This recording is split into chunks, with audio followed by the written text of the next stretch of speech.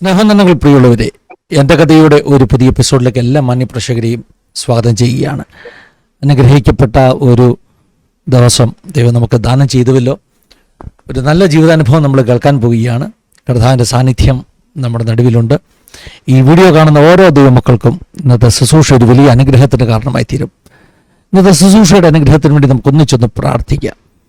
ഈ വീഡിയോയുടെ ആദ്യോടന്തം പരിശുദ്ധാത്മാവ് നമ്മെ സ്പർശിക്കുവാനിടയായി തീരട്ടെ. നമ്മുടെ നടുവിലേക്ക് അയച്ചിരിക്കുന്ന പ്രിയ സാറിനായി സ്തോത്രം ചെയ്യാം. തൻ്റെ ജീവിതാനുഭവങ്ങളൊക്കെ നമുക്ക് വലിയ അനുഗ്രഹത്തിന് കാരണമായി തീരട്ടെ. ഒന്നിച്ച് പ്രാർത്ഥിക്കാം. പരിശുദ്ധ പിതാവേ, അനുഗ്രഹീതമാകുന്ന ഈ നല്ല സമയത്തിനായി സ്തോത്രം. തിരുസന്നിധിയിലേക്ക് ഞങ്ങൾ അടുത്തു വരുന്നു. നിൻ്റെ കരുണ, നിൻ്റെ കൃപ ഞങ്ങളുടെ മേൽ പകരണം കർത്താവേ.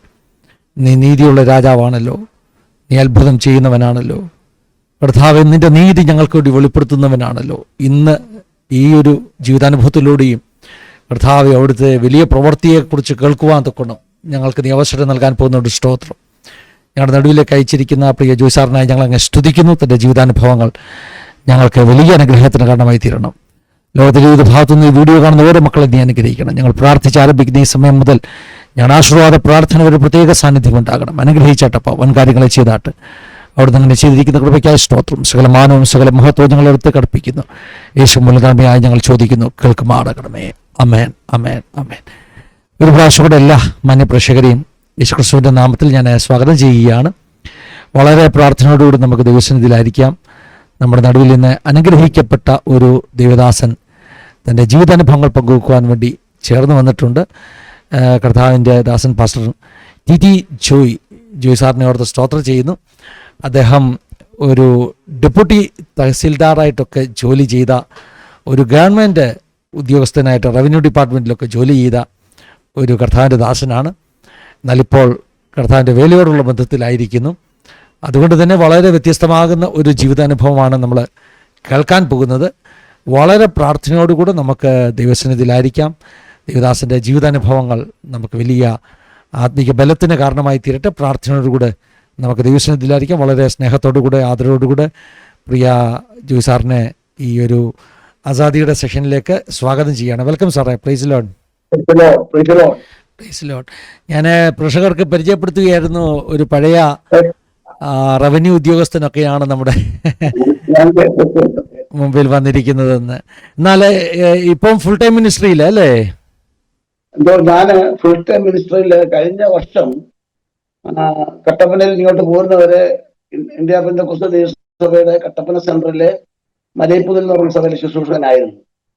മോൻ ഇപ്പൊ എറണാകുളത്തായതുകൊണ്ട് ഞാൻ ഇങ്ങോട്ട് പോകുന്നത് അവിടെ നിന്ന് ചാർജ് വിട്ടിട്ടാണ് പോകുന്നത്. ഇപ്പൊ ഇവിടെ പുത്തൻകുരിശിന് അടുത്ത് നടുക്കുരിശ് എന്ന് പറയുന്നൊരു ചർച്ചുണ്ട്. അവിടുത്തെ ചർച്ചിൽ ചേർന്ന് പ്രവർത്തിക്കുകയും ഒക്കെ ചെയ്യുന്നു. സൂക്ഷിക്കാനും ഒക്കെ അവകാശമുണ്ട്. പിന്നെ ഫീൽഡ് വർക്ക് ചെയ്യുന്നുണ്ട്. അങ്ങനെയാണ്. ദൈവത്തിന് സ്തോത്രം. ദൈവത്തിന് സ്തോത്രം. ഞാൻ നേരത്തെ സംസാരിച്ചപ്പോൾ കേൾക്കാൻ ഇടയായി തീർന്നു, റാന്നിയിലും കുറച്ചു നാളൊക്കെ ജോലി ചെയ്തത് അല്ലേ? ഞാൻ റാന്നിയിലെ താലൂക്ക് ഓഫീസിലും ചേത്തക്കൽ വില്ലേജിലുമായിട്ട് 97 മുതൽ 2003 വരെ ഉണ്ടായിരുന്നു. ഫസ്റ്റ് റാന്നിയിലാണ്. അതെ സാറേ, എൻ്റെ വീട് റാന്നിയിലാണ്. അതാണ് ഞാൻ ചോദിച്ചത്. റാന്നിയിലും താലൂക്ക് ഓഫീസിലുണ്ടായിരുന്നു എന്ന് ഞാൻ കേൾക്കാനിടയായി തീർന്നു. എവിടെയാ റാന്നിയില്? റാന്നി പിന്നെ ഈട്ടിച്ചുവിടെ, ഏഴോലി, എക്സാക്ട്ലി പറഞ്ഞാൽ ഏഴോലി. അതെ അതെ അതെ. ദൈവത്തിന് സ്തോത്രം. അപ്പം കേരളത്തിന്റെ പല സ്ഥലങ്ങളിൽ ഇങ്ങനെ ട്രാൻസ്ഫർ ആയിട്ടൊക്കെ ഇരുന്ന് കാണും അല്ലേ? ഞാൻ ആക്ച്വലി എനിക്ക് ഫസ്റ്റ് അപ്പോയിന്റ്മെന്റ് ലഭിക്കുന്നത് IGO പ്രസൻസിലാണ്. തിരുവനന്തപുരം പൂജപ്പുര IGO ഓഫീസിലാണ് എനിക്ക് ആദ്യം പോസ്റ്റിംഗ് കിട്ടുന്നത്. പിന്നെ അവിടെ തന്നെ നിലനിൽക്കണം. അവിടെ നമുക്ക് ട്രാൻസ്ഫർ കിട്ടുകയല്ല ജയിലിൽ ക്ലാർക്കന്മാർക്ക്. അപ്പൊ അതുകൊണ്ട് ഞാൻ പിന്നെ റവന്യൂയിലേക്ക് മാറിയതാ, ഇന്റർ ഡിപ്പാർട്ട്മെന്റൽ ഡിസ്ട്രിക്ട്. കാരണം അന്ന് ഞാൻ കോട്ടയത്ത് സഭാചാരത്തിലായിരുന്നു. അതായത് സാറ് പിന്നെ ജോലിയോടൊപ്പം തന്നെ പിന്നെ ചർച്ചിന്റെ ശുശ്രൂഷയിലും ഉണ്ടായിരുന്നു. ഞാൻ 85-ലാണ് സഭാ ശുശ്രൂഷ ചെയ്യാൻ തുടങ്ങുന്നത്. അത് ശരി. 89-ലാണ് ജോലി കിട്ടുന്നത്. അപ്പൊ ഒത്തിരി ജീവിതാനുഭവങ്ങൾ കേൾക്കാനുണ്ടല്ലോ. നമുക്ക് അനുഭവങ്ങളെല്ലാം കേൾക്കണം. ജനിച്ചു വളർന്നതൊക്കെ എവിടെയാ? ആക്ച്വലി ഞാൻ ഇടുക്കി ജില്ലയിലെ കട്ടപ്പന എന്ന സ്ഥലത്താണ് ജനിച്ചു വളർന്നത്. ഫാദറിന്റെ ഒക്കെ നാട് കുമ്പനാടാണ്. ഓ അത് ശരി. എന്നാലും ആ, അവിടെ കട്ടപ്പനയിലാണ് ജനിച്ചു വളർന്നതൊക്കെ. ശരി. പിന്നെ അപ്പൊ നമുക്ക് പിന്നെ കുടുംബത്തെക്കുറിച്ചും മാതാപിതാക്കളെക്കുറിച്ചും ഒക്കെയുള്ള പശ്ചാത്തലമൊക്കെ ഒന്ന് പറയുകയാണെങ്കിൽ പ്രേക്ഷകർക്കൊന്ന് പരിചയപ്പെടാൻ വേണ്ടി അത് സഹായകമാകും. കുമ്പനാട്ടായിരുന്നു, അവിടെ നിന്ന് കട്ടപ്പന, അല്ലേ? അപ്പോൾ അതെ, അങ്ങനെയുള്ള പശ്ചാത്തലങ്ങളൊക്കെ ഒന്ന് പറയുകയാണെങ്കിൽ, മാതാപിതാക്കളെക്കുറിച്ച്, ജനിച്ചു വളർന്ന പശ്ചാത്തലത്തെക്കുറിച്ചൊക്കെ ഒന്ന് പറയുകയാണെങ്കിൽ നമ്മളെ അറിയാവുന്ന ആളുകൾക്കൊക്കെ ഓർത്തെടുക്കുവാനും ഒക്കെ പറ്റും. അപ്പോൾ ഒന്ന് പരിചയപ്പെടുത്തുവാൻ വേണ്ടി സാറ് ചുരുക്കമായിട്ടൊന്ന് പറയാം. ഫാദറിന്റെ നാട് കുമ്പനാടാണ്. എന്നാല് ഫാദർ ഹൈറേഞ്ചിൽ ആദ്യകാലത്ത് കയറിയ ആളാണ്. അങ്ങനെ ഞാൻ കട്ടപ്പനയിൽ വെച്ചാണ് ജനിക്കുന്നതും കട്ടപ്പനയിലാണ് വളർന്നതൊക്കെ. അതിന് ശേഷമായിട്ട് വീട്ടിൽ എന്ന് പറയുമ്പോൾ ഞങ്ങൾ 8 മക്കളാണ്. 5 ആണും 3 പെൺമക്കളുമായിരുന്നു. അതില് 4 പേര് ഇപ്പോൾ ഇല്ല, 4 പേർ മാത്രമേ ഉള്ളൂ. അതില് എൻ്റെ ഇളയ സഹോദരിയും എൻ്റെ നേരെ ഇളയ അനിയനും ശുശ്രൂഷയിലാണ്. ബാക്കിയുള്ളവരൊക്കെ കൃപയാൽ വിശ്വാസത്തിലാണ്. അങ്ങനെയാണ് കുടുംബ പശ്ചാത്തലം. അതെ, സാറിന് ജീവിതാനുഭവങ്ങൾ പറയാം കേട്ടോ. ചെറിയ പ്രായം മുതലുള്ള അനുഭവങ്ങൾ പറയാം. കർത്താവ് നടത്തിയ വിധങ്ങളെക്കുറിച്ചൊക്കെ പറയാം. അത്യാവശ്യം ഉണ്ടെങ്കിൽ ഇടയ്ക്ക് ഇനി ഞാൻ ചോദ്യങ്ങൾ ചോദിക്കത്തുള്ളൂ. സാറിന് കണ്ടിന്യൂ ചെയ്യാം. ഓക്കെ ഓക്കെ ഓക്കെ അപ്പൊ ഞാൻ ആദ്യം മുതൽ തുടങ്ങാം. എൻ്റെ പേര് TT ജോയി എന്നാണ്.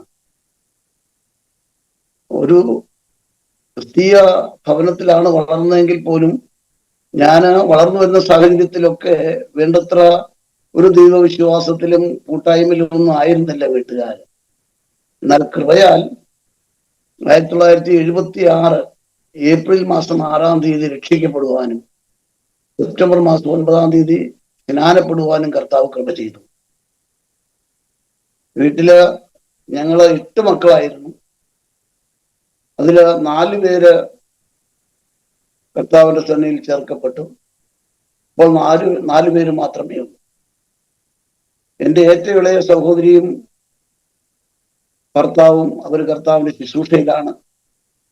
എൻ്റെ അനുജനും കർത്താവിന്റെ ശുശ്രൂഷയിലാണ്. ബാക്കിയുള്ളവരൊക്കെ കൃപയാൽ ദൈവസന്നിധിയിലായിരിക്കുന്നു. ഞാന് രക്ഷിക്കപ്പെട്ട് സ്നാനപ്പെട്ട് ആത്മീയ കൂട്ടായ്മകളിൽ പങ്കെടുത്ത് പോരുന്നതായ കാലയളവിൽ 1977-79 കാലഘട്ടങ്ങളിൽ ചങ്ങനാശ്ശേരിയിൽ പഠിക്കുവാനായി പോയി. 77-82 കാലഘട്ടത്തില് പ്രീ ഡിഗ്രിയും ഡിഗ്രിയും ചങ്ങനാശ്ശേരി NSS കോളേജിൽ നിന്ന് എടുക്കുവാനിടയായി. വാസ്തവത്തിൽ എൻ്റെ ജീവിതത്തിൽ മറക്കുവാൻ പറ്റാത്ത ഒരു കാലഘട്ടമാണ് ഈ 1977 1982 കാലഘട്ടം എന്ന് പറയുന്നത്. കാരണം അന്ന് ആത്മീയമായി വളരെ അനുഗ്രഹിക്കപ്പെട്ട നിലയിലായിരിക്കാൻ കർത്താവ് കൃപ ചെയ്തു. സുവിശേഷ വിലയ്ക്ക് വേണ്ടി വലിയ താല്പര്യം എനിക്ക് അന്നേ ഉണ്ടായിരുന്നു. എന്നാൽ കുടുംബത്തിലെ സാഹചര്യങ്ങളൊക്കെ വേണ്ടത്ര ഭദ്രമല്ലാതിരുന്നത് കൊണ്ട് ഞാൻ പഠിക്കുന്ന സമയത്ത് വാസ്തവത്തില് എല്ലാ ദിവസത്തെയും രാത്രി പ്രാർത്ഥനകളിൽ കർത്താവിനോട് പ്രാർത്ഥിക്കുമായിരുന്നു, കർത്താവെ, ജോലിയോടുകൂടി സുവിശേഷ വില ചെയ്യുവാൻ കർത്താവ് എനിക്ക് കൃപ ചെയ്യണം. അങ്ങനെ ആ കാലഘട്ടത്തിൽ, അതായത് 77-82 കാലഘട്ടത്തിൽ ആത്മാർത്ഥമായി അഭിഷേകത്തിനായി പ്രാർത്ഥിക്കുമായിരുന്നു. ആ പഠന കാലയളവിൽ കർത്താവിന് വേണ്ടി വളരെയധികം പ്രയോജനപ്പെടുവാനിടയായി തീർന്നിട്ടുണ്ട്. അന്ന് ചങ്ങനാശ്ശേരിയിൽ ഉണ്ടായിരുന്ന പാസ്റ്റർ ജോസഫ് എന്ന് പറയുന്ന ദേവദാസന്റെ കൂട്ടായ്മയുമായി ബന്ധപ്പെട്ട് ആത്മീയ കൂട്ടായ്മകളിൽ അനുഗ്രഹമേറിയ നിലയിൽ കടന്ന് മുൻപോട്ട് പോകാനിടയായി തീർന്നിട്ടുണ്ട്. അതുപോലെ അന്ന് സുവിശേഷം അറിയിപ്പാനുള്ളൊരു വലിയ താല്പര്യമുള്ളിലുണ്ടായിരുന്നു. എവിടെ ആരെ കണ്ടാലും സുവിശേഷം പറയുമായിരുന്നു. ബസ്സിൽ യാത്ര ചെയ്താലും കോളേജിൽ പോയാലും എല്ലാം സുവിശേഷം പറയുവാൻ ഉള്ള ഒരു വലിയ താല്പര്യം അന്നുണ്ടായിരുന്നു. വാസ്തവത്തിൽ അന്നത്തെ താല്പര്യം ഇന്നുണ്ടോ എന്ന് ഞാൻ പലപ്പോഴും ചിന്തിക്കാറുണ്ട്. കർത്താവിന്റെ കൃപയാല് കോളേജിൽ പഠിക്കുന്ന കാലയളവിൽ ഹോസ്റ്റലിൽ താമസിച്ചിരുന്ന 7 പ്രിയപ്പെട്ടവരെ കർത്താവിലേക്ക് നയിക്കുവാൻ കർത്താവ് എന്നെ കരങ്ങൾ ഉപയോഗിച്ചു. അതില് തമ്പി എന്ന് പറയുന്ന ഒരു പ്രിയപ്പെട്ടവനും സജി എന്ന് പറയുന്ന ഒരു പ്രിയപ്പെട്ടവനും അവരിന്ന് കർത്താവിന്റെ ശുശ്രൂഷയിലാണ്. അങ്ങനെ പഠനകാലം കഴിഞ്ഞു. അതിനുശേഷമായി 1984 വിവാഹം കഴിഞ്ഞു. 84 സെപ്റ്റംബർ 14 അടൂർ കൈതപ്പുറം എന്ന പറയുന്ന സ്ഥലത്ത് ഉള്ള തേമ്പാറയ്ക്കൽ മത്തായി എന്ന് പറയുന്ന ആളുടെ മകൾ അമ്പിണിയെയാണ് വിവാഹം ചെയ്യുവാൻ കർത്താവ് കൃപ ചെയ്തത്. അതിനിടയ്ക്ക് ഒരു വർഷത്തോളം സുവിശേഷ ടീമുകളുമായി ബന്ധപ്പെട്ട് സുവിശേഷീകരണ പ്രവർത്തനം നടത്തുവാൻ കർത്താവ് സഹായിച്ചിരുന്നു. എന്നാൽ 1985 കാലഘട്ടത്തിൽ സഹോദരി ഭർത്താവ് വിശാഖപട്ടണത്ത് ജോലി ചെയ്യുന്ന സമയത്ത് ജോലിക്കായുള്ള ബന്ധത്തിൽ അവിടെ കടന്നുപോയി. എന്നാൽ അവിടെ വലിയ പ്രതികൂലങ്ങൾ നേരിട്ടു. അവിടെ നിലനിൽക്കുവാൻ പോലും കഴിയാത്ത സാഹചര്യങ്ങളുണ്ടായി. കർത്താവിനോട് ആത്മാർത്ഥതയോടെ പ്രാർത്ഥിച്ചു. കർത്താവ് നാട്ടിലേക്ക് പോരുവാൻ എന്നോട് ഇടപെട്ടു. അങ്ങനെ ഞാൻ തിരിച്ച് വിശാഖപട്ടണത്ത് നിന്ന് നാട്ടിലെത്തി കർത്താവിന്റെ വില ചെയ്യാൻ തുടങ്ങി. വന്നു കഴിഞ്ഞ് സഭയുടെ ശുശ്രൂഷകനായി 1985 ഇടുക്കി ജില്ലയില് രാജാക്കാട് എന്ന് പറയുന്ന സ്ഥലം കർത്താവിന്റെ വില ചെയ്യുവാൻ തുടങ്ങി. 1985 രാജാക്കാടായിരിക്കുന്ന സമയത്ത് എൻ്റെ പ്രിയപ്പെട്ട ഭാര്യ അമ്മിണി ആദ്യ സമയത്ത് പ്രഗ്നന്റ് ആയ സമയത്ത് അബോഷൻ സംഭവിക്കാനിടയായി. അങ്ങനെ രാജാക്കാട് പീപ്പിൾസ് ഹോസ്പിറ്റൽ എന്ന് പറയുന്ന ഹോസ്പിറ്റലിൽ തുടങ്ങിയ ചികിത്സ വർഷങ്ങളോളം ചെയ്യേണ്ടതായി വന്നു. അതിനുശേഷം Thiruvananthapuram Thycaud hospital, Thiruvananthapuram medical college, Panthalur NSS medical mission, Kottayam medical കോളേജിൽ 4 പ്രാവശ്യം, കോട്ടയം ജില്ലാ ഹോസ്പിറ്റലിൽ 2 പ്രാവശ്യം. ഇങ്ങനെ നിരന്തരമായി ഓരോ പ്രഗ്നൻസി ടൈമിലും ഡോക്ടേഴ്സിനെ കാണുകയും ഡോക്ടേഴ്സ് പറയുന്നത് പോലൊക്കെയുള്ള എല്ലാ കാര്യങ്ങളും ചെയ്തു. പക്ഷേ ഒരു സമയമാകുമ്പോൾ കുഞ്ഞ് ഒന്നിൽ അബോർഷനാകും, അല്ലെങ്കിൽ മരിച്ചു പോകും. 1994 കോട്ടയം ജില്ലാ ഹോസ്പിറ്റലിലെ വളരെ പ്രശസ്തനും നല്ല ഒരു ഡോക്ടറുമായ ഡോക്ടർ ഗോപിനാഥന്റെ ട്രീറ്റ്മെന്റിലായിരുന്നു.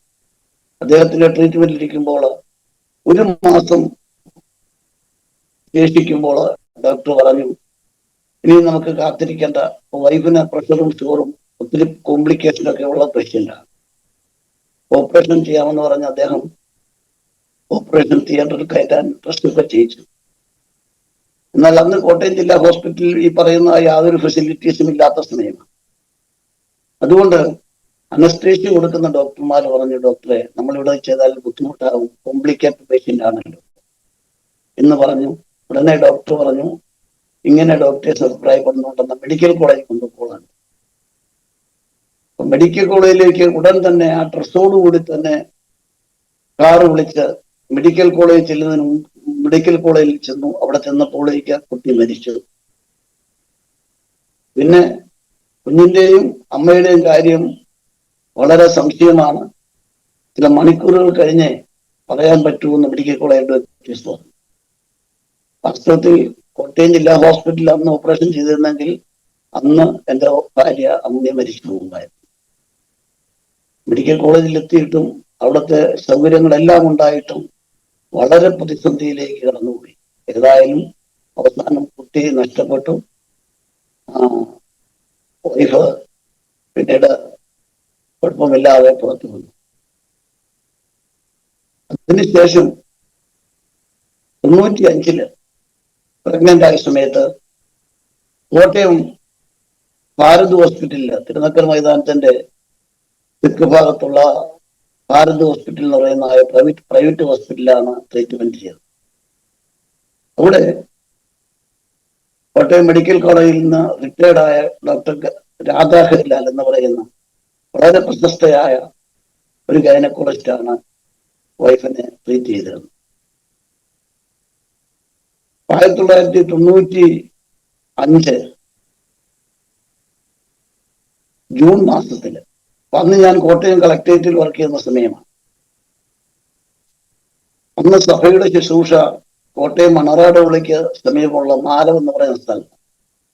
അപ്പോൾ ഞാനന്ന് വാസ്തവത്തില് ജോലി കഴിഞ്ഞ് കളക്ടറേറ്റിൽ നിന്ന് ഹോസ്പിറ്റലിലേക്ക് പോകും. ഹോസ്പിറ്റലിൽ തന്നെയായിരുന്നു താമസം. അങ്ങനെ ജൂൺ 14 അർദ്ധരാത്രിയിൽ ഒരു പ്രത്യേകമായ സംഭവമുണ്ട്. ഇതിനിടയ്ക്ക് ഒരു കാര്യം ഓർപ്പിക്കട്ടെ. ഞങ്ങൾ ശുശ്രൂഷയിലൊക്കെ ആയിരുന്നെങ്കിലും എന്റെ പ്രിയ ഭാര്യ പരിശുദ്ധാത്മാഭിഷേകം പ്രാപിച്ചിരുന്നില്ല. 1994 കോട്ടയം കഞ്ഞിക്കുഴിയില് ഒരു ഉണർവ് യോഗം നടന്ന സമയത്താണ് എന്റെ വൈഫ് അമ്മിണി പരിശുദ്ധാത്മാഭിഷേകം പ്രാപിക്കുന്നത്. അങ്ങനെ ആ കാലഘട്ടത്തിൽ 95 ആ പ്രഗ്നൻസി ടൈമില് ഭാരത് ഹോസ്പിറ്റലിലെ ട്രീറ്റ്മെന്റിലായിരിക്കുമ്പോൾ ജൂൺ 14 അർദ്ധരാത്രിക്ക് അവിടുത്തെ ഹോസ്പിറ്റലിലെ 301 നമ്പർ റൂമിൽ ഞാനും വൈഫും ഇങ്ങനെ വശത്തുള്ള 2 കട്ടിൽ കിടക്കുകയാണ്. പടിഞ്ഞാറ് സൈഡിലുള്ള കട്ടിൽ വൈഫ് കിടക്കുന്നു. ഒരു അർദ്ധരാത്രി ആയപ്പോൾ ഒരു സ്ത്രീരൂപം വന്ന വൈഫിന്റെ കട്ടിലിൽ ഇരുന്നിട്ട് വൈഫിന്റെ വയറ്റത്ത് കുത്തിപ്പിടിച്ചു. ഉടനെ വൈഫ് ചോദിച്ചു, നീ ആരാണ്? അപ്പോൾ ആ രൂപം പറഞ്ഞു, ഞാൻ നിന്റെ തലമുറയെ നശിപ്പിക്കുവാൻ വന്നതാണ്. ഉടൻ തന്നെ വൈഫ് ആത്മാവിൽ നിറഞ്ഞ് ശാസിക്കുവാനിടയായി. ശേഷം എന്നെ വിളിച്ചു, ഞങ്ങൾ ആവശ്യത്തിനായി പ്രാർത്ഥിച്ചു. ഇതിനു മുൻപൊക്കെ വാസ്തവത്തിൽ ഈ ശക്തി വന്ന് നശിപ്പിച്ചിട്ട് പോകുന്നതാണ് സംഭവിച്ചത്. തലമുറകളെ നശിപ്പിക്കുന്നതായ ഒരു അന്ധകാര ശക്തിയായിരുന്നു. അനേക ദൈവദാസന്മാരെയൊക്കെ വിളിച്ച് പ്രാർത്ഥിച്ചിട്ടുണ്ട്, ഉപവാസ പ്രാർത്ഥനയൊക്കെ നടത്തിയിട്ടുണ്ട്. പക്ഷെ അന്നൊന്നും ഈ സംഭവം വെളിപ്പെട്ടിരുന്നില്ല.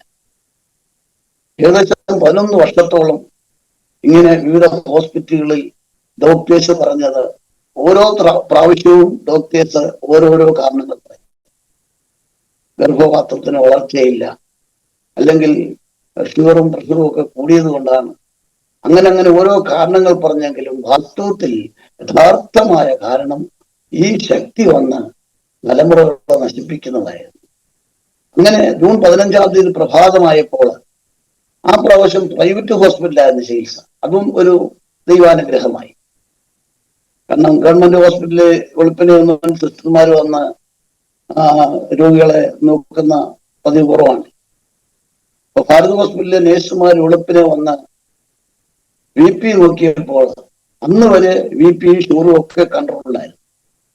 അന്ന് പ്രഭാതത്തിൽ ജൂൺ 15 പ്രഭാതത്തില് വൈഫിന് BP വളരെ അധികമായി വ്യത്യാസമാണ്, കൂടിക്കൊണ്ട് ഇരിക്കുന്നതായി കണ്ടു.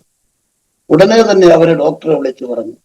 അപ്പൊ ഡോക്ടർ ഒരു പ്രസ്റ്റേജ് കേസ് കൂടി ആയതുകൊണ്ട് ഡോക്ടർ അന്ന് 7 മണിയായപ്പോ, സാധാരണ 10 മണിക്ക് ഹോസ്പിറ്റലിൽ വന്ന ഡോക്ടർ 7 മണിയായപ്പം ഹോസ്പിറ്റലിൽ വന്നു. അതിനുശേഷം അവര് പറഞ്ഞു, അവര് വാസ്തവത്തിൽ അന്ന് ഉടുത്ത ഡ്രസ്സോട് കൂടിയാണ് ഹോസ്പിറ്റലിൽ വന്നെന്നാണ്. എന്തായിരുന്നാലും അന്ന ഉടനെ ഡോക്ടർ പറഞ്ഞു, ഓപ്പറേഷൻ തിയേറ്ററിലേക്ക് അയറ്റുകയാണ്, പേഷ്യന്റിനെ ഓപ്പറേറ്റ് ചെയ്യുകയാണെന്ന്. അപ്പൊ 1 മാസം കൂടി ഉണ്ട്, ഡോക്ടറുടെ കണക്കിലും ഞങ്ങളുടെ കണക്കിലും 1 മാസം കൂടി. അപ്പൊ ഡോക്ടർ പറഞ്ഞു, കുട്ടിയെ ICUലേക്ക് കൊണ്ടുപോകണം, അവിടെ പ്രീമച്വർ നേഴ്സറി ഉള്ളൂ. അപ്പൊ അന്ന് കോട്ടയം ജില്ലയിൽ ഒരു ബസ് സമരമാണ്. അന്ന് ഇപ്പോഴത്തെ പോലെ വാഹന സൗകര്യങ്ങളൊന്നുമില്ല. ബൈക്കോ കാറോ ഒക്കെ ഉള്ളവരൊക്കെ വളരെ കുറവാണ് 94 95. നമ്മുടെ കാലത്ത് അവിടെ ആൾക്കാരൊക്കെ ഉണ്ടെങ്കിലും അവർക്കൊന്നും വന്നെത്താൻ പോലും പറ്റാത്ത ഒരു സാഹചര്യം. അപ്പൊ ഡോക്ടർ പറഞ്ഞു, കുട്ടിയെ ICU കൊണ്ടുപോകണം. അപ്പൊ ഞാൻ ചിന്തിച്ചു, ദൈവമേ, കുഞ്ഞിനെ നോക്കണോ അമ്മയെ നോക്കണോ? കാരണം ഞാൻ ഒറ്റയ്ക്ക് അവിടെ, വേറെ ആരുമില്ല. ദൈവത്തോട് ആത്മാർത്ഥമായി പ്രാർത്ഥിച്ചു. എന്തായിരുന്നാലും കുട്ടിയെ പുറത്തെടുത്തു കഴിഞ്ഞപ്പോൾ കുട്ടി മച്ചുറായി. ഡോക്ടറുടെ കണക്കും പ്രകാരവും ഞങ്ങളുടെ കണക്കും പ്രകാരവും 1 മാസം കൂടി ഉണ്ടായിരുന്നു. പക്ഷേ കുട്ടി മച്ചുവറായിരുന്നു, നല്ല വെയിറ്റും ഉണ്ടായിരുന്നു. അങ്ങനെയാണ് ഞങ്ങൾക്ക് ആദ്യത്തെ മോൻ സാം എന്ന് പറയുന്ന മോനെ ലഭിച്ചത്. അതിനുശേഷം 97 അടുത്ത പ്രഗ്നൻസി ടൈമില്, അന്ന് ഞങ്ങൾ തിരുവല്ല തുരുത്തിക്കാട് എന്ന് പറയുന്ന സ്ഥലത്താണ് ശുശ്രൂഷിക്കുന്നത്. അന്ന് അവിടെ തിരുവല്ല മെഡിക്കൽ മിഷനിലെ ഡോക്ടേഴ്സിനെയാണ് കാണിച്ചത്. ഒരു 4 മാസമായിരുന്നു. അപ്പൊ ഡോക്ടേഴ്സ് പറഞ്ഞു അബോർഷൻ ചെയ്ത് കളയണം, അല്ലെങ്കിൽ കുട്ടി ഹാൻഡിക്യാപ്ഡ് ആയിരിക്കും. എന്നാൽ ഞങ്ങൾ ആ വിഷയം അനുവിനും സംസാരിച്ചു. നമ്മുടെ ദൈവം എല്ലാത്തിനും മതിയായ ദൈവമാണ്. അതുകൊണ്ട് നമുക്ക് ദൈവത്തിൽ ആശ്രയിച്ച് പ്രാർത്ഥിക്കാമെന്ന് തീരുമാനിച്ചു. ഞങ്ങൾ പ്രാർത്ഥിച്ചു. ദൈവം ഒരു ദോഷവും വരുത്താതെ അങ്ങനെ രണ്ടാമത് ഒരു മകളെ ഞങ്ങൾക്ക് തന്നു. 1997 ജൂൺ 10 അവളിപ്പോൾ ഖത്തറില് ഒപ്റ്റോമെട്രിസ്റ്റായിട്ട് ജോലി ചെയ്യുക. അങ്ങനെ 2 മക്കളാണ് ഞങ്ങൾക്കുള്ളത്. മൂത്ത മോന് എയർ ഇന്ത്യയിൽ ജോലി ചെയ്യുന്നു, മോള് ഖത്തറിൽ ജോലി ചെയ്യുന്നു. അങ്ങനെ 2 മക്കളെ ദൈവം തന്നു. കർത്താവ് ഞങ്ങളെ അനുഗ്രഹിക്കാനിടയായി. അപ്പോൾ ഞാൻ പറഞ്ഞല്ലോ, 89, 79, 82 കാലഘട്ടത്തിൽ ഈ പഠിക്കുന്ന സമയത്ത് ഉള്ള പ്രാർത്ഥന, ആ പ്രാർത്ഥന വാസ്തവത്തിൽ പഠനം കഴിഞ്ഞപ്പോൾ ഞാനങ്ങ് വിട്ടുപോയി. എന്നാൽ പ്രാർത്ഥിച്ച പ്രാർത്ഥന കർത്താവ് കേട്ടു, അത് കർത്താവ് കുറിച്ചു വെച്ചു എന്നുള്ളതാണ് സത്യം. കാരണം 85 ശുശ്രൂഷയിലേക്ക് ഇറങ്ങി. അതിനുശേഷം വിചാരിക്കാതിരിക്കുന്ന സമയത്ത് ഞാൻ ഡിഗ്രി അവസാന വർഷം പഠിക്കുമ്പോൾ എഴുതിയ PSC ടെസ്റ്റിന്റെ റാങ്ക് ലിസ്റ്റിൽ ഉണ്ടായിരുന്ന ഒരു കാരണം നിമിത്തം 1989 എനിക്ക് PSCയിൽ മെമ്മോ ലഭിക്കാനിടയായി. ആ സമയത്ത് വാസ്തവത്തിലേക്ക് ജോലിക്ക് പോകാൻ താല്പര്യമില്ലായിരുന്നെങ്കിലും എൻ്റെ സുഹൃത്തുക്കളും നിങ്ങളുടെ സഭയുടെ ദൈവദാസനും ഒക്കെ പറഞ്ഞ് ജോലിക്ക് പോകുന്നത് നല്ലതാണ് എന്ന് പറഞ്ഞു. അങ്ങനെ 1989 ഫെബ്രുവരി 2 തിരുവനന്തപുരം JLIG ഓഫീസിൽ ക്ലാർക്കായി ജോയിൻ ചെയ്തു. ആ സമയത്ത് ഞാൻ കോട്ടയം വടവാതൂർ സഭാ ശുശ്രൂഷയിലാണ്. 1 വർഷത്തോളം ഞാൻ തിരുവനന്തപുരത്തിന് ഡെയിലി പോയി വന്നു. പക്ഷെ അത് ബുദ്ധിമുട്ടായപ്പോൾ ഞാൻ ഇന്റർ ഡിപ്പാർട്ട്മെന്റൽ ട്രാൻസ്ഫർ വാങ്ങിച്ചു. അങ്ങനെയാണ് റവന്യൂ ഡിപ്പാർട്ട്മെന്റിലേക്ക് വന്നത്. അതിനുശേഷം വടവാതൂര്, മാലം, മല്ലപ്പള്ളി, മുക്കുഴി, തുരുത്തിക്കാട്,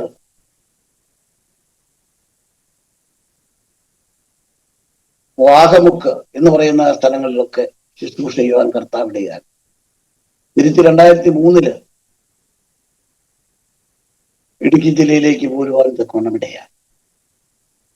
അങ്ങനെ ഞാൻ 89 കോട്ടയം ജില്ലയില് 14 മൈൽ അടുത്ത് മയിലാടിക്കര സഭയിൽ ശുശ്രൂഷിക്കുമ്പോഴാണ് എനിക്ക് ഈ ജോലി ലഭിക്കുന്നത്. വാസ്തവത്തില് ജോലി എന്നുള്ള ആ വിഷയം പോലും ഞാൻ മറന്നിരിക്കുകയായിരുന്നു. അപ്പൊ നമ്മൾ പ്രാർത്ഥിക്കുന്ന പ്രാർത്ഥനകൾ, അത് ദൈവം വാസ്തവത്തില് അത് രേഖപ്പെടുത്തി വെച്ച് നമുക്ക് വേണ്ടി തക്ക സമയത്ത് പ്രവർത്തിക്കുമെന്നുള്ളത് വളരെ വ്യക്തമായ ഒരു വസ്തുതയാണ്. സ്തോത്രം. തിരുവചനത്തിലെ ധാരാളം പ്രാർത്ഥനകൾ നാം കാണുന്നുണ്ടല്ലോ. എന്നെ ആകർഷിച്ച ഒരു പ്രാർത്ഥന വാസ്തവത്തില് നെഹമ്യാവിന്റെ പ്രാർത്ഥനയാണ്. നെഹമ്യാവിന്റെ പുസ്തകം 1-ാം അധ്യായം 4-ാം വാക്യത്തില് നെഹമ്യാവിന്റെ ഒരു പ്രാർത്ഥന നമുക്ക് കാണുവാൻ കഴിയും. നെഹമ്യാവിന്റെ ആ പ്രാർത്ഥന അത് പേഴ്സണൽ ഗെയിൻസിന് വേണ്ടിയുള്ള പ്രാർത്ഥനയല്ല. വാസ്തവത്തില് നെഹമ്യാവ് ഒരു അടിമയായി ബാബേലിലെത്തിയതാണ്. ഒരടിമയായി ബാബേലിലെത്തിയെങ്കിലും തന്റെ ദൈവഭക്തിയും ദൈവത്തോടുള്ള വലിയ അടുപ്പവും നിമിത്തം രാജകൊട്ടാരത്തിലെ ഏറ്റവും ഉന്നതമായ ഒരു പൊസിഷനിലേക്ക് താനായി. യെരമ്യാവിന്റെ പുസ്തകം 1-ാം അധ്യായം 11-ാം വാക്യത്തിന്റെ അവസാനം നാം കാണുന്നത്, ഞാനോ രാജാവിന് വാനപാത്രവാഹകനായിരുന്നുവെന്ന് BC 465 മുതൽ BC 424 വരെ മേദ്യോ പാർസിയ സാമ്രാജ്യം ഭരിച്ച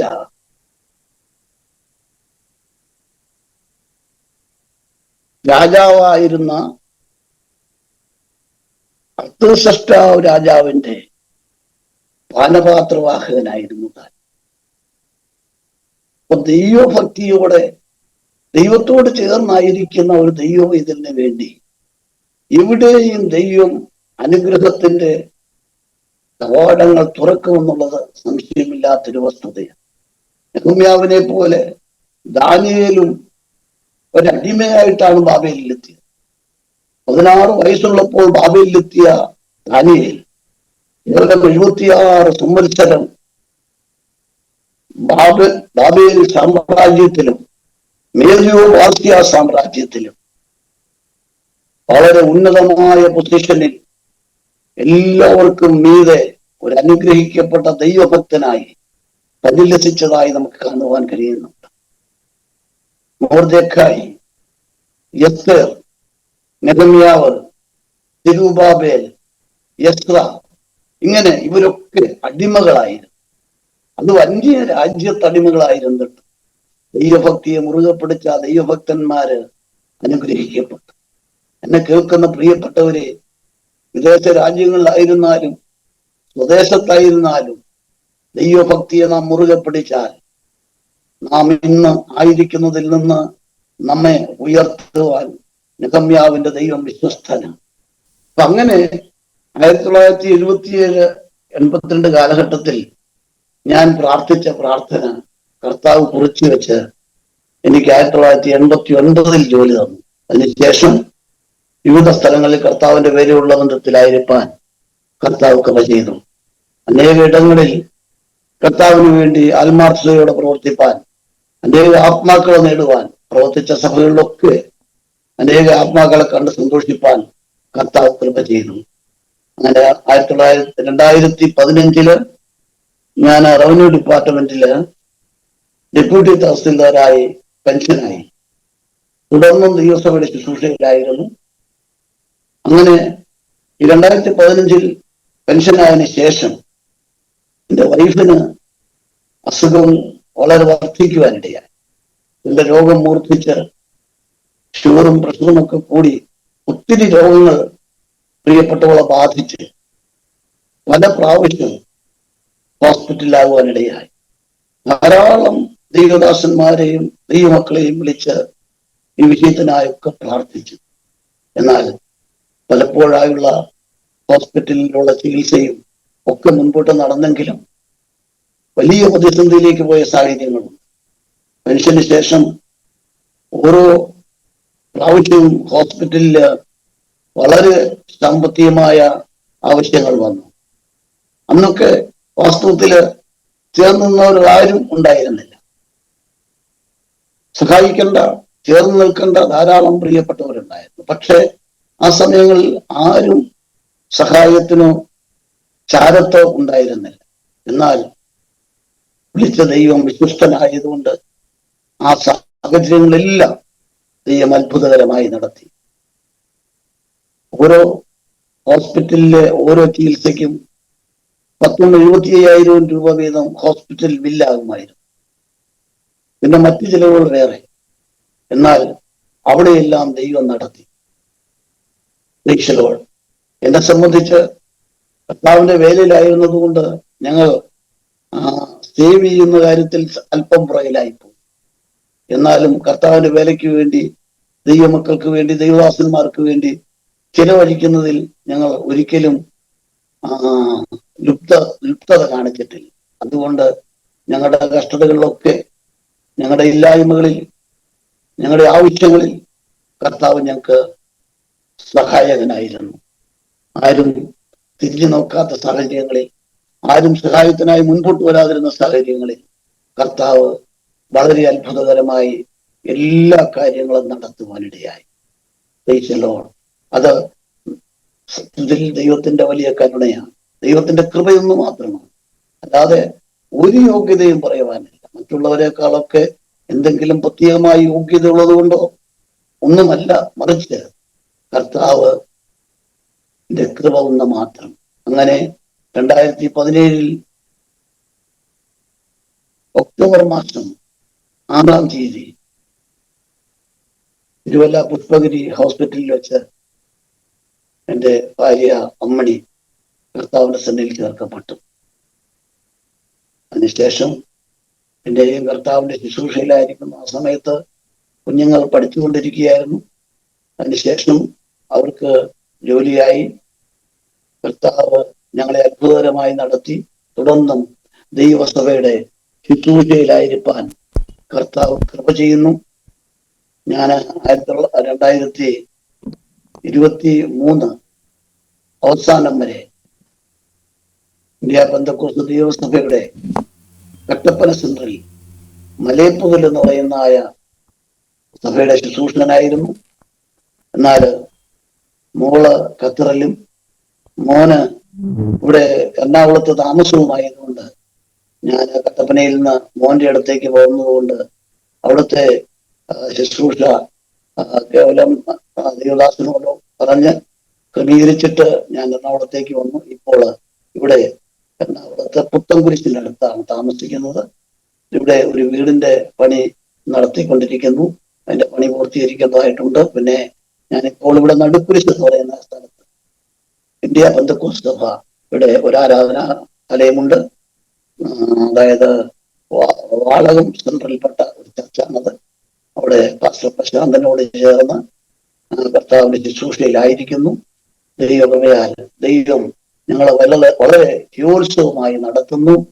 കഴിഞ്ഞ നാളുകളിൽ ദൈവം നടത്തിയ യുദ്ധങ്ങളെ എല്ലാം ഓർത്ത് ദൈവത്തിന് നന്ദിയോടെ സ്തോത്രം ചെയ്യുകയും എല്ലാ പ്രിയപ്പെട്ടവരെയും ദൈവസന്നിധിയിൽ നാം വിശ്വസ്തയോടെ ആയിരുന്നാൽ ദൈവം നമ്മെ ഏത് സാഹചര്യത്തിലും കൈവിടാതെ ജയോത്സവമായി നടത്തും എന്നുള്ള ആ അനുഭവം ഷെയർ ചെയ്തുകൊണ്ട് ഇതിനായി സാവകാശം ഒരുക്കിയ കർത്താവിന്റെ ദാസനും ദാസിക്കും അതുപോലെ എന്റെ കഥ എപ്പിസോഡിന്റെ ഈ പ്രവർത്തനങ്ങൾക്കുമെല്ലാം കർത്താവ് ധാരാളമായി അവരെ അനുഗ്രഹിക്കട്ടെ.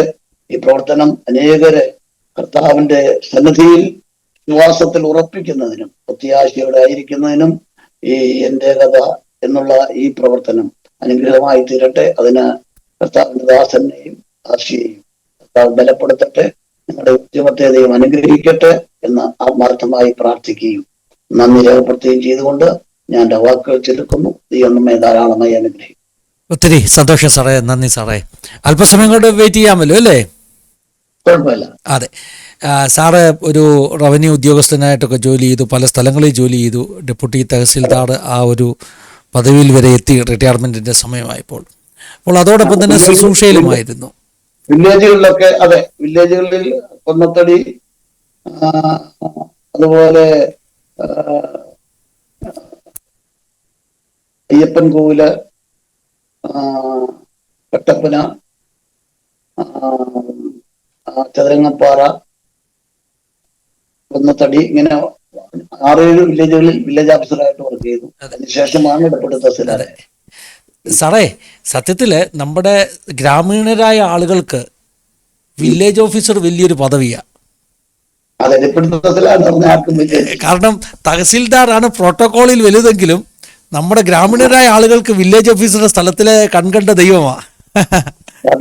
അതെ അതെ, ഒത്തിരി ആൾക്കാർക്ക് ഉപകാരം ചെയ്യാൻ പറ്റിയിട്ടുണ്ട്. ഒത്തിരി പേര് ഇപ്പം വർക്കിലൊക്കെ ചെല്ലുമ്പോൾ അവർക്ക് വലിയ കാര്യമാണ്.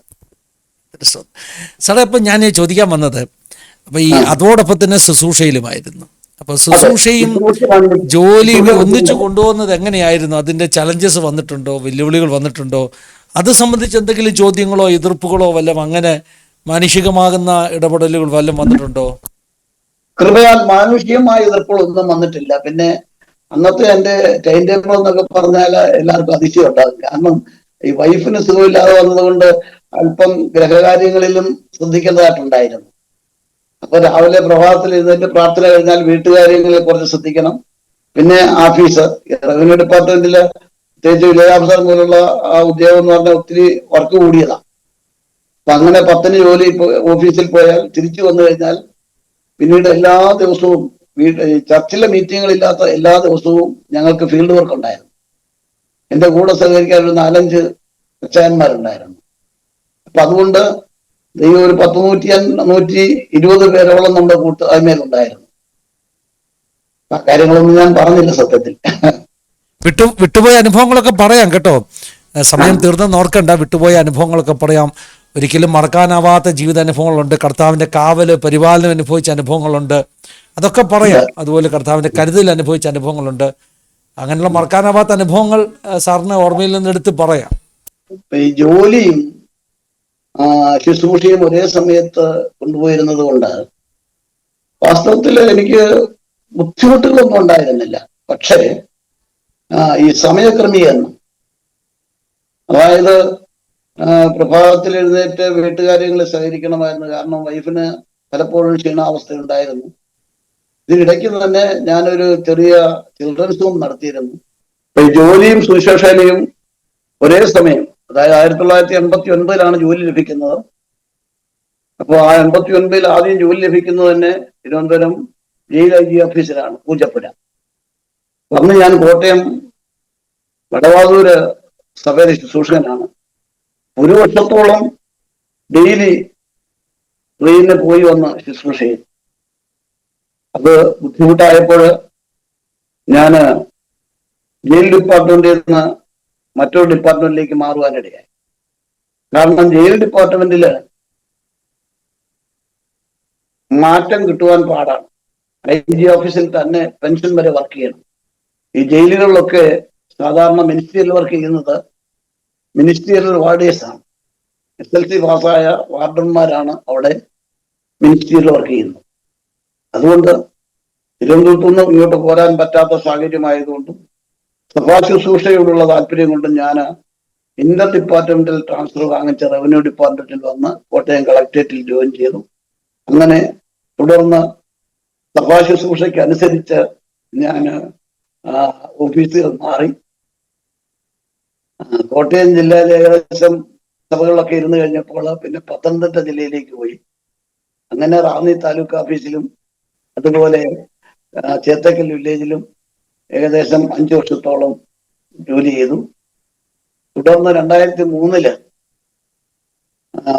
ഉടുമ്പൻചോല താലൂക്കിലേക്ക് ട്രാൻസ്ഫർ വാങ്ങിച്ചു. നീറ്റുകുഴി, കട്ടപ്പന മുതലായ സ്ഥലങ്ങളിൽ അന്ന് സെൻട്രലിന്റെ ചാർജ് ഉണ്ടായിരുന്നു. അപ്പൊ സെൻട്രൽ പാസ്റ്ററായിട്ട് അവിടെ വർക്ക് ചെയ്തു. അങ്ങനെ ആ സമയങ്ങളിലൊക്കെ ശുശ്രൂഷയ്ക്ക് വേണ്ടി ആത്മാർത്ഥതയോടായിരിക്കാൻ കർത്താവ് സഹായിച്ചു. ജോലിയുണ്ട് എങ്കിലും കർത്താവിന്റെ വേലയ്ക്ക് ഒരു കുറവ് വരുത്താതെ ചെയ്യുവാൻ ദൈവം സഹായിച്ചു. ഇതിനിടയ്ക്ക് കാസർഗോഡ് ഒരു 6-7 മാസം ജോലി ചെയ്യേണ്ടതായി വന്നു, കാസർഗോഡ് കളക്ടറേറ്റിൽ. ആ സമയത്ത് ഞാൻ എല്ലാ ആഴ്ചയിലും പോയി വരുമായി. വെള്ളിയാഴ്ച വൈകുന്നേരത്തോടു കൂടിയോ ശനിയാഴ്ചയോ ഒക്കെ കട്ടപ്പനയിൽ വന്ന് സഭാ ശുശ്രൂഷ കഴിഞ്ഞ് രാത്രി തിരിച്ച് പോയി തിങ്കളാഴ്ച ജോലിക്ക് കയറുമായിരുന്നു.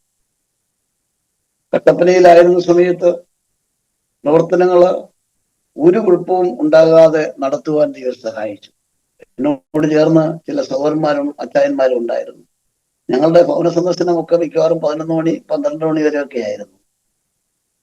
തിരിച്ച് വീട്ടിൽ 12 മണിക്ക് ശേഷമേ സാധാരണ വരാറുള്ളായിരുന്നു. അപ്പോൾ വരുന്ന സമയത്ത് വീട്ടുകാരൊക്കെ ഉറക്കമായിരിക്കും. അതുകൊണ്ട് സ്ഥിരം സംവിധാനമായതുകൊണ്ട് വീടിന്റെ ജനലിൽ താക്കോല് വെച്ചിരിക്കും. അപ്പോൾ തുറന്ന് എഴുന്നേറ്റ് തുറന്നിട്ട് പോയി കുളിയൊക്കെ കഴിഞ്ഞ് ഭക്ഷണം കഴിച്ച് നമ്മൾ പ്രാർത്ഥിച്ചിട്ട് കിടക്കും. അപ്പൊ അങ്ങനെ വർഷങ്ങളോളം പോയി. അതുകൊണ്ട് അതിന്റെ ഒരു റിസൾട്ട് സഭയിലുണ്ടായിരുന്നു. ഏകദേശം നമ്മുടെ കട്ടപ്പന ചർച്ചില് 120ഓളം പേര് ആരാധനയ്ക്ക് വരുവാനിടയായി.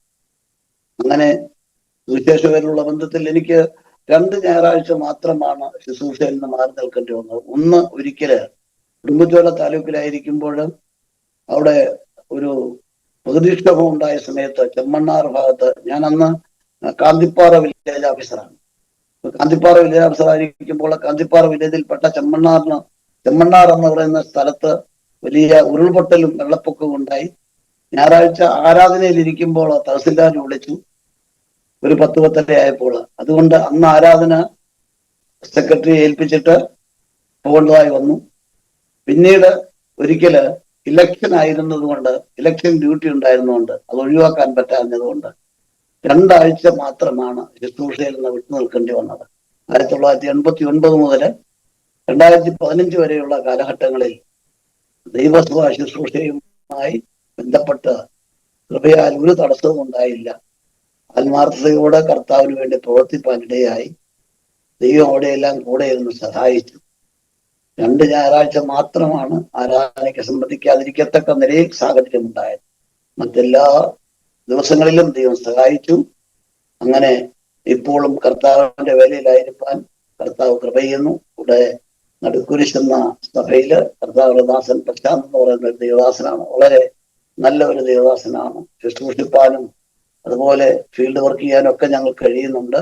ഇപ്പോഴും കർത്താവിന് വേണ്ടി ആയിരിക്കാൻ വളരെ ആഗ്രഹവും അതുപോലെ പ്രാർത്ഥിക്കുകയും ചെയ്യുന്നു. ദൈവം നമ്മെ അനുഗ്രഹിക്കട്ടെ. കർത്താവിന് സ്തോത്രം. അനുഗ്രഹിക്കപ്പെട്ട ജീവിതാനുഭവത്തെ ഓർത്ത് കർത്താവിന് സ്തോത്രം ചെയ്യുന്നു. ദൈവം ജോലിയോടൊപ്പം തന്നെ കർത്താവിൻ്റെ മഹത്വമുള്ള വേലയിലുമായിരിക്കുവാൻ സഹായിച്ചു. ദൈവം നടത്തിയ എല്ലാ വിധത്തെയും ഓർത്തും സ്തോത്രം ചെയ്യുകയാണ്. സാറിന് നമ്മുടെ പ്രേക്ഷകർക്ക് വേണ്ടി പ്രാർത്ഥിക്കുക. എന്തെങ്കിലും ആഡ് ചെയ്യാനുണ്ടെങ്കിൽ ചെയ്യാം, ഇല്ലെങ്കിൽ വിട്ടുപോയ ഭാഗം എന്തെങ്കിലും ഉണ്ടെങ്കിൽ സാറിന് പറയാം, ഇല്ലെങ്കിൽ നമ്മുടെ പ്രേക്ഷകർക്ക് വേണ്ടി ചുരുക്കമായിട്ടൊന്ന് പ്രാർത്ഥിക്കാം. പരിശുദ്ധരായ നല്ല ദൈവമേ, സ്വർഗീയ പിതാവേ, നല്ല ഈ സമയത്തിനായി ഞങ്ങൾ സ്തോത്രം ചെയ്യുന്നു. കർത്താവേ, എന്റെ കഥയിൽ കർത്താവ് നടത്തിയ വിധങ്ങളെയും പരിപാലിച്ച പരിപാലനങ്ങളെയും ഓർത്ത് കർത്താവെ, പ്രിയപ്പെട്ട കേൾവിക്കാരായിരിക്കുന്ന വിവിധ സ്ഥലങ്ങളിലായിരിക്കുന്ന പ്രിയപ്പെട്ടവർക്ക് കർത്താവ് നടത്തിയ വിധങ്ങളെ കുറിച്ച് അവരോട് പ്രസ്താവിപ്പാൻ കർത്താവ് കൃപ ചെയ്തതിനായി സ്തോത്രം. കർത്താവിന്റെ എല്ലാവിധമായ നടത്തിപ്പുകൾക്കുമായി സ്തോത്രം. കർത്താവെ, ഞങ്ങളെ ശ്രമിച്ച ഓരോ പ്രിയപ്പെട്ടവരെയും ഓർക്കുന്നു. അവരെല്ലാം അനുഗ്രഹിക്കണമേ. സകല ഭക്തന്മാരുമായുള്ളവരെ വന്ന് കേൾപ്പീൻ. യഹോവന്റെ പ്രാണനു വേണ്ടി ചെയ്തത് ഞാൻ വിവരിക്കാമെന്ന് സങ്കീർത്തനക്കാരൻ ഓർപ്പിക്കുന്നത് പോലെ ദൈവം നടത്തിയ എല്ലാ വിധങ്ങൾക്കുമായി സ്തോത്രം. കേൾവിക്കാരായിരിക്കുന്ന എല്ലാവരെയും ഞങ്ങൾ ഓർക്കുന്നു. കർത്താവരെ എല്ലാം അനുഗ്രഹിക്കണമേ. അവരുടെ ജീവിതത്തിലും കർത്താവ് നല്ലവനായി അത്ഭുതങ്ങൾ ചെയ്യുന്ന ദൈവമായി ഇരിപ്പാൻ സഹായിക്കണം. സകല നന്മകൾക്കുമായി സ്തോത്രം. കർത്താവെ, ആസാദ് പ്രയർ മിനിസ്ട്രിക്കായി സ്തോത്രം. ഈ സാക്ഷ്യ പ്രോഗ്രാമുകൾ നടത്തുന്ന ഈ പ്രത്യേകമായുള്ള ഈ പ്രോഗ്രാമിനായി സ്തോത്രം. എല്ലാം കർത്താവ് അനുഗ്രഹിക്കണം, ആശീർവദിക്കണം. പ്രാർത്ഥന കേട്ടിരിക്കുക. സ്തോത്രം. യേശു കർത്താവിന്റെ നാമത്തിൽ തന്നെ. ആമേൻ, ആമേൻ. താങ്ക് യു സാറേ. ഒരു പ്രാവശ്യത്തോടെ നന്ദി പറയുന്നു.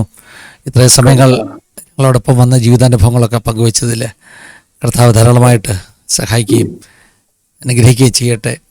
ഇനിയുള്ള ദിവസങ്ങളിലും തിരക്കോടുകൂടെ കർത്താവിൻ്റെ രാജ്യത്തിന് വേണ്ടി ശുശ്രൂഷിപ്പാനും നിൽക്കുവാനും ഒക്കെ കർത്താവ് സഹായിക്കട്ടെ എന്ന് പ്രാർത്ഥിക്കുന്നു. Thank you. പ്രേക്ഷകരോടുള്ള നന്ദി പറയുക. ദൈവം എല്ലാവരെയും ധാരാളമായിട്ട് സഹായിക്കട്ടെ.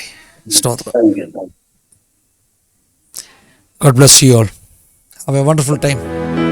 Thank you for watching. God bless you. Praise the Lord. Praise the Lord.